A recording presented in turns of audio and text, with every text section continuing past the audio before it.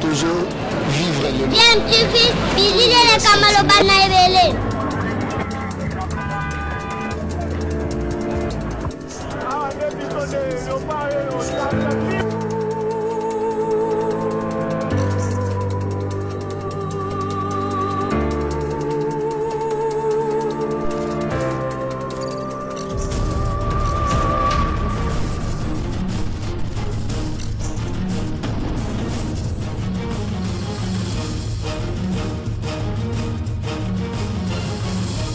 DMTV toujours en avant. Il y a DMTV Mbote Nabino, tout ça n'esengwa koyeba ke bose bele oboza kolanda chaîne YouTube Nabino Nangonga Oyo. Plaisir eza vraiment makasi ko retrouver bino lisusu pour na ko proposer Nabino analyse sur sujet moko toponi pour na bino sujet bien sûr ezali actualité pe hein boyebi que DMTV chaîne YouTube Nabino propose la cabine en tout cas ba actualité na etali ba domaine nyo surtout ya vie na biso ba congolais ya RDC notamment sur le plan politique et à la même côté sport, surtout culture paix parce que DMTV a banda ko accompagner en tout cas bah artistes nabiso en général hein peu artistes et musiciens surtout depuis kala vraiment de tout tikité tout ça toujours continuer ko accompagner bango kino lelo mais avant de aborder sujet to proposer bino to lingi to rappeler na bino hein parce que to zoa habitude wana depuis que maladie au côté la biso na mboka coronavirus boyebi yango ya ko rappeler na bino pe na biso nyo surtout esengeli na biso to koba to continuer na komi batela contre maladie wana c'est vrai moi bolembo ezoya mais to continue ko lata ba masque ezali pour na biso important to mi battre la masque ezali te pour bali biso 5000 francs mais ezali nde pour na bien ya ndoto na biso ya santé na biso maladie oyo na mikolo ezoya ba konzi en tout cas mesure kozala ke état d'urgence ko si là mais maladie ezali to vivre nango nde to vivre na ba maladie mususu kita biso siko koyeba ka ko continuer ko respecter ba mesure barrière pour prévention ezali ou ezali plus efficace pour nous lutter contre maladie wana coronavirus. Alors actualité na loba qui sur le plan culturel boyebi ba musicien na période oyo ya confinement ba kembi makasi penza ba activité nyo surtout ça paralysé aussi bien ba répétition que ba concert baza ko betate en tout cas ba musicien baza ko kemba boyebi yango misusu bazwa ki mo idée ba sala ba auto bengi ba beta ba acoustique hein o bazo l'excellengo ba à travers ba réseaux sociaux Facebook voire même YouTube pour que ba continuer ko garder public na bango hein en haleine pendant ba confinement ou ça là qui peut bien makasi en tout cas ça li que ba artiste wana ba sepelisa fan na bango belé ba amoureux ya bonne musique et parmi ba artiste wana tozali na Ferrego la boyebi wana za ko moto to yusu ko présenter na binote même mikolo Ferre azako sepelisa biso makasi na maloba na ye Ferre on dirait pena Ferre avant d'ici ba conseil ndenge batu balako loba na ye batu ba se plaignant batu baloba trop Ferre asala na banzembo balobi ka yembela ki père na ekota utaki bon lorsque nous parlons papa musical hein donc bozo comprendre bien que to lobela wera son mais Ferre mikolo yo azui moi idée moko boyeke il faut na prochain album na etopé l'un de ses prochains albums wa kosala ayembi sa topé à permettre na ba master na yo ba betaki ensemble na wenge musique à maison mère batia banzembo na kati album na ye donc waneza idée moko ya kosakanate o même papi kakola PSP makanisina lobi en tout cas idée wana Ferrego la zui eza suka na boule esengela continuer na boule wana donc Ferre mikolo to mono ndirait donc peut-être coronavirus ndenge ye et sali ke bato belé ba réfléchir hein ba koma ko kansana nu batala sima bazonga bato ndenge ye moko Ferrego la yemba tali penaka kete bolingo fo leka mabeza la keska bato bafandi mais bolingo fo leka lika mususu Ferre oti sukolo bakotoyo je crois que wera shoka yo ki ngo za na plaisir moko ya osakana te pour quelque part hein muta sepela pe kaka yoka liloba mo ya malamu hein to pe mutu a se montrer reconnaissant reconnaître bolamu o ba pesa ki na ye lilobo Ferre lobby pour la wera so wera sepelité c'est qu'on est comme mususu je crois que ba fan ya maison mère pe ba sepela Ferrego la o bango balingaka o azala ki susu ya wera son enfant chéri ya wera son o wera son azwaki na ekolo salongo na kermesse salamaka na ekolo salongo na bandalungwa bao bayebi histoire bayebi Ferre wana a se montrer reconnaissant la modèle oyo aloba eloko na ebité motema wera azala sai na ngonga o na ebike même merci deji mampate sika zali aoki en tout cas sengwa sepeli ke mwana na ye gola Ferre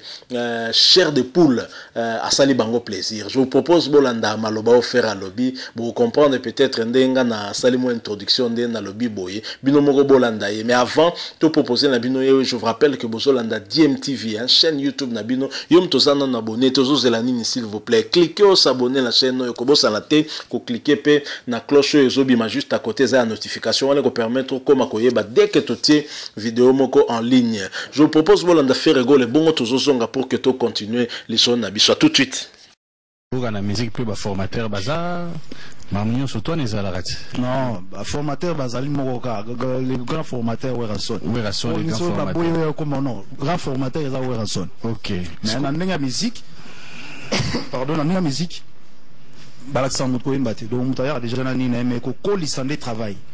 To kolisande boulot, to kolisa travail. C'est que yo na bisiko les cas pour lelo osala style na yo a faire rigola. Ozwa nini? Pas yo le kawana ya liboso mi balé a misa to ndenge yo motangela mo nga na zwa structure ya wenge donc mona wenge faut na lunette bien faut na cara bien faut na palais bien eza pe na makambo wana na kiwenge wana ya koboya pe batu eza na kati na kiwenge wana ya wenge wana ke no yeti wana lo bango na yote mais ndenge pe misu pe ba imitaka pe kiwenge eta misu ba leka na wenge te imita kiwenge za stratégie bien par contre les stratégies bien même tout comme na 20e pardon tout comme na 2020 mais faut changer moi ba stratégie mususu ya mike OK non eza ke non na wenge nde tozalaki ba msaboye lelo ko ngana zui na wenge ezali respect à note respect à note tant ozoyemba au cracher au gros ça nous mais aux alarana quand même la note respect à note il y a roé baro kota na guitare vraiment et puis koyoka ba kutu mususu akala ko améliorer vraiment chanangai na bana koyemba kale zalaki so nazo yemba docteur ando koyeba te que no so yemba na micro so yemba no calme mais kale zalaki no ozo yemba ozo forcer voix tant ozo forcer voix au kata mususu comme na troisième chant voix ngai zalaki na no voix kauki ola na voix kauki so na otala na nanga kausanga mungongo na wenge nana kausanga mungongo ezalaki kaka no koyeba ande toloba on lisango faut koyeba ninga olia lisango malembe na hôtel maboyo to beti pe a vidéo de refaire à mesure ya kozoba notre mabaye la retravailler ozuna wenge azuna wenge mabaye la retravailler na azuna wenge et puis la maison mère to kutani pe na ba pardon to kutani na ba ingénieur de son apoto na mikili to moni façon de retravailler ngana za na somme dans travailler avant de calmer na zotala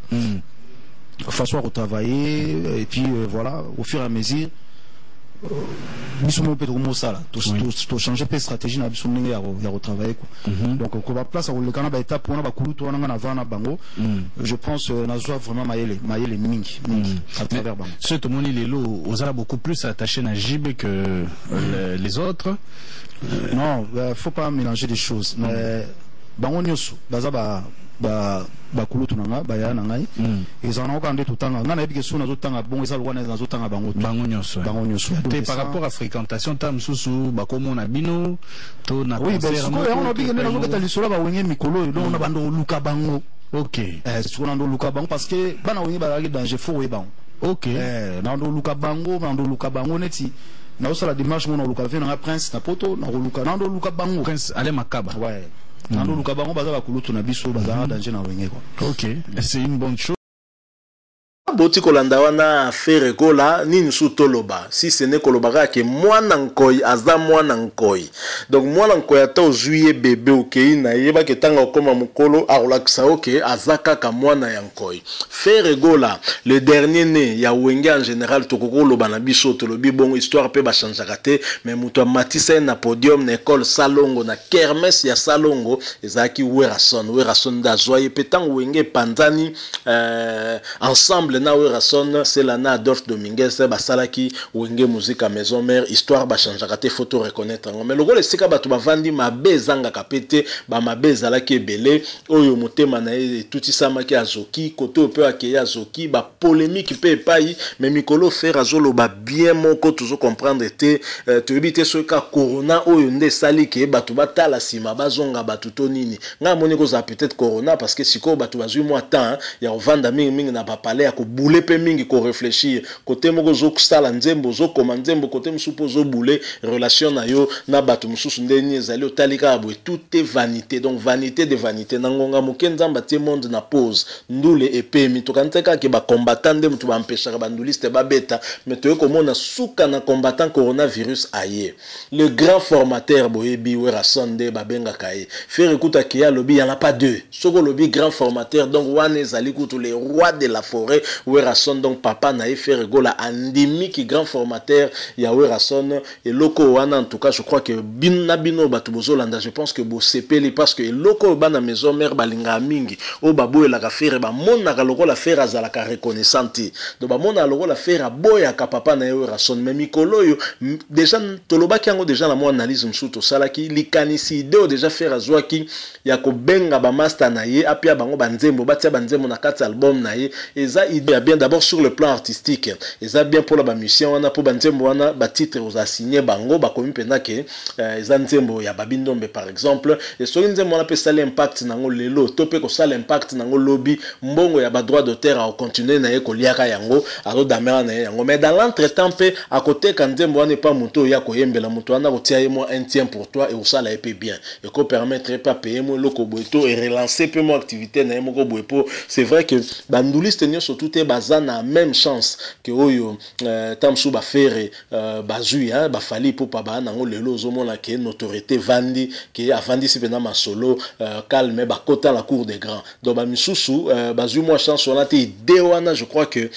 olea ko kabela misien mbongo idée wana za kitoko d'ailleurs papi kakola confirma ki yango lobi ki idée au faire azui eza suka na boule pe appuyer yango du fait déjà que ya machine papi kakola ya zana no actif ka au côté ya werason na wenge musique maison mère andimi yango nga zomona ke za idée moko werason ye moko pa andimi yango et pourquoi pas lobby d'ailleurs et sengeli to rappeler kutu ke idée au faire azui werason ya sala ki yango pe na formule mususu to moni ke werason album na ye o utiko bima werason na yembisi fabrikas na ntembo moko a yembisi pe koko na ebi na filet na ntembo moko ba makanisa bongo ndeza ba vrai boule que vandi penza bole bo finga na ka polémique oui ermo za nango bien ezo sa nango ba buzz ezo sepelisa nango ba fan pe mais ya ko finga na ndema be polémique sa nango pe loko ezala banda kala mais polémique bo sali ermo tota bo bimseli biso featuring mongo surprise pour le bonheur ya ba fan et ozala kitoko le sous donc faire ba fente ote na entourage na yo continuer na idée wana eza bien eko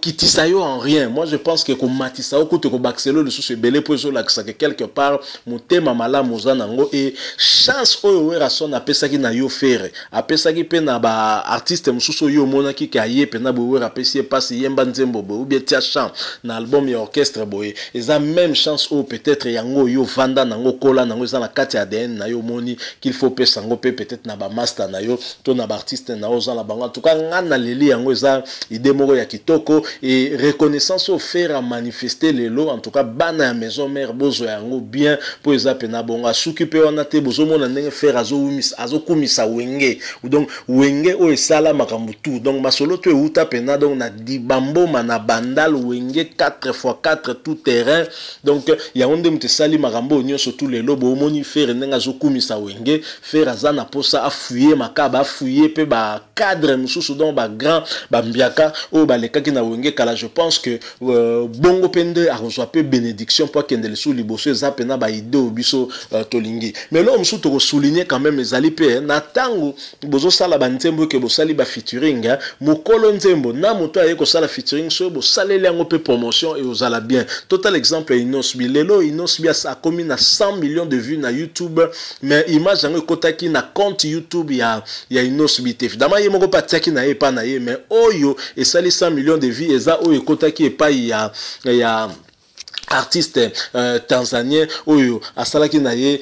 featuring donc Diamond donc je mona que kune beti 100 millions et puis Diamond même na ba concert azalaki ko beta nzembo wana po sala sous promotion ngo makasi pe yango nde so booster nzembo wana makasi mais mingi pa na biso ko mona ozuka neti tam so faire mo ka beti pe na featuring na fie na e quadra cora et comme na moment ya osala clip faire amona na te faire asala te ba bebani évidemment ba makambo zalaki belé non moi ba kombo mabanga na pesa ki via bois kite donc marambela qui un peu trop mais featuring tango bosali yango bosala pe na ba clip ozala kitoko puis yo poso sala yango pe promotion une affaire ya ko aider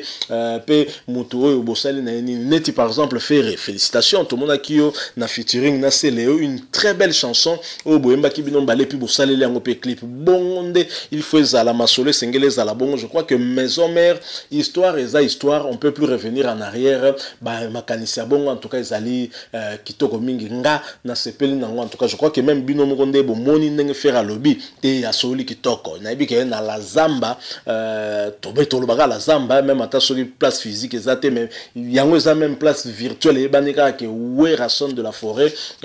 mokonzi ya banyama donc mokonzi ya zamba pe donc bana ya maison mère boza ko sepela pour faire bolukaka za la reconnaissance à reconnaître yango devant tout le monde que Werason a un grand formateur, il y en a pas deux. Werason des grands formateurs pe a expliqué pe moi muke nature et encadrement au besoin que je crois que au lobby on les appelle le contact est vrai surtout que dans maison mère ngo yenda la qui chef d'orchestre a encadré qui pe ba jeune bello ba ki na sima wana. Donc voilà, le solo tonga to beta moi avec moi c'est un plaisir sur tout monika que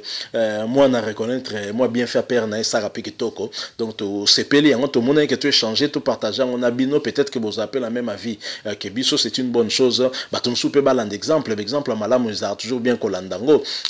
soki bo sepeli en tout cas boti que la biso like et puis na moi commentaire pa moi maloba ça sera toujours bien mais surtout bo s'abonner na chaîne DMTV bo sanate cloche ko bima juste à côté hein bo cliquer wana ezali cloche à notification pour permettre bo comme notifier la prochaine vidéo to mettre en ligne. Coronavirus ezali bandeko to mi batela to respecter ba mesures barrières pour prévention ezali seule alternative au to anango pour to longa maladie wana coronavirus. Merci beaucoup to kutani mbala sima DMTV.